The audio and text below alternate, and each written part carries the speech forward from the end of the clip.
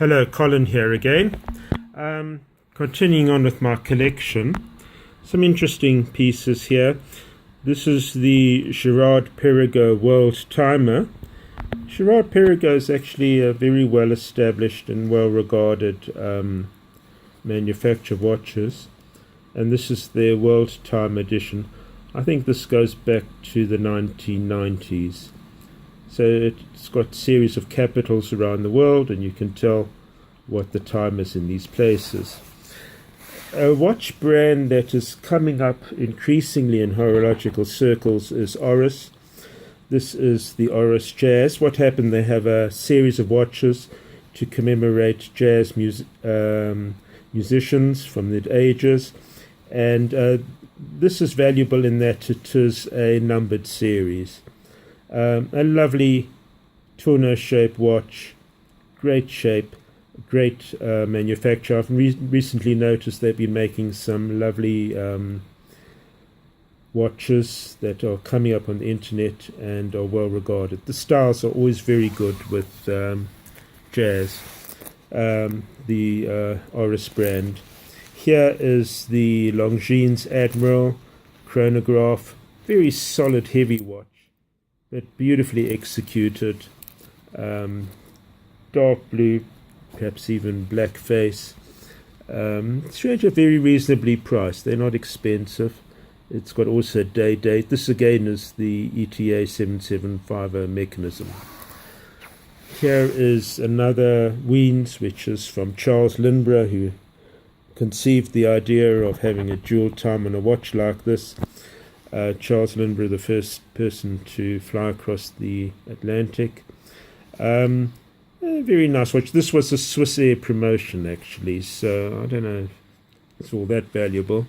But again, with a nice brown strap, you've got a beautiful classic-looking watch. The icon of chronometers, of course, is the Zenith El Primero. This one's with the day-date moon phase.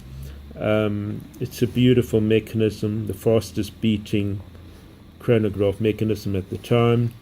Lovely stepped case. This is a very important collector's piece in any collection. Lovely worked, beautiful finish on this watch. I've spoken about Breitling. This is the Breitling Shark. It actually has a shark skin strap. Lovely manufactured watch. Look at that back there. Lovely watch.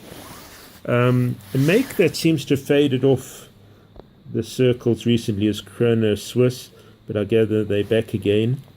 This is moon phase and date. A lovely sort of classical looking teardrop watch. Chronograph, of course. This is an interesting watch. I've only found here in South Africa one brief mention of one on an internet site, an auction site, and it was a model without even hands on. Peugeot. There is a watchmaker called Peugeot overseas in Switzerland. It's still there, but I'm not altogether convinced whether this watch is them. It might have been a sales promotion for Peugeot cars. For those of you old enough as like me, we remember the Peugeot 404, which was very popular in South Africa in the 60s and 70s. And this almost looks like the dials on that model of car at the time. So a chronograph, apparently it's got a very well-regarded Swiss chronograph mechanism in it. An interesting watch here is this Longines, which I got recently.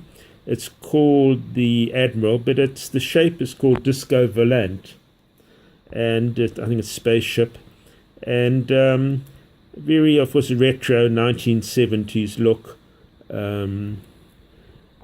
It has a very high beat mechanism, which is well regarded. Would be very expensive to manufacture a watch like this today, with a nice strap on. Unusual sort of watch that proves to be a nice conversational piece. And finally, which I was just wearing today earlier on, this is a Russian-made watch, Vostok or whatever. Not highly regarded, but actually makes quite an impression, I thought, today.